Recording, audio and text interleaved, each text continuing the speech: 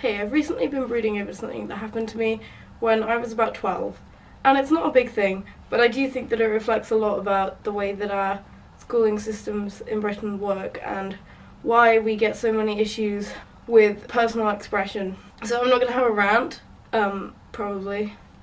But I just want to make it clear that this is something that I feel is important from my point of view because of something that happened to me, well, a few things that happened to me when I was a kid that when I reflect on them now don't seem right. So here goes. So when I was 12 I had a hat and I really liked this hat and I wore it all the time.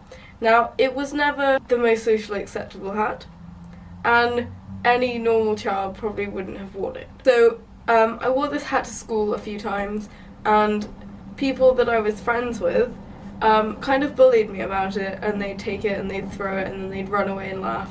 And one day I was in a bad mood and I really got quite upset about this, and I sort of sat in the corner of the playground and cried until some older kids made me move and took me to see the head of year, who was kind of in charge of the playground disputes. So she sat me down and she said, look, I know this is upsetting you, but maybe it's you. Yeah, she said that. Maybe you should just stop wearing the hat, because then the girls wouldn't make fun of you. And that is not, no, just no. That is not the right thing to do, and it's always bugged me. I did refuse to stop wearing the hat. I liked the hat. I didn't want to stop wearing it. I didn't wear it in class. There wasn't any issue. I wasn't hurting anyone. I just liked the hat. And it's always bugged me a little bit that this is the way that our social systems work.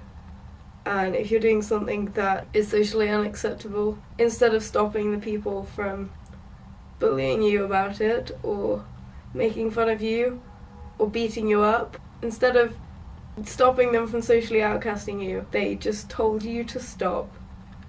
Forcing children to conform is not how to get creative children, it's not how to get inspirational children.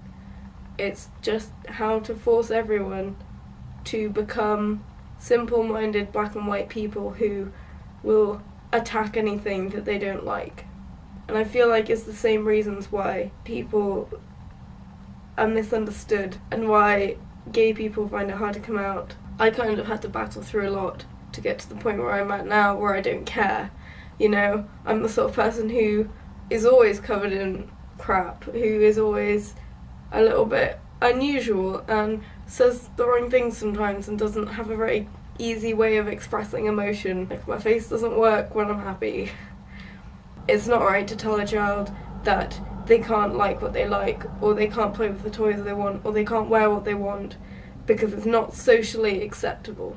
Everything should be socially acceptable. Everybody has the right to their own opinion. And if a boy likes pink and a girl likes black, then that's okay. And I feel like this is just another example of the sort of things that go on in schools and homes all over the country that force people into simple-minded ways and create prejudices.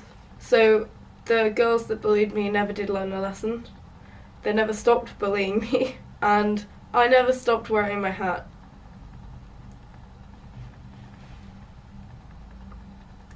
So yeah, before you say something to someone about the way they look, think, because you might just be trying to recondition their brain without realising it. This isn't the hat, by the way. There's too much sun in this world.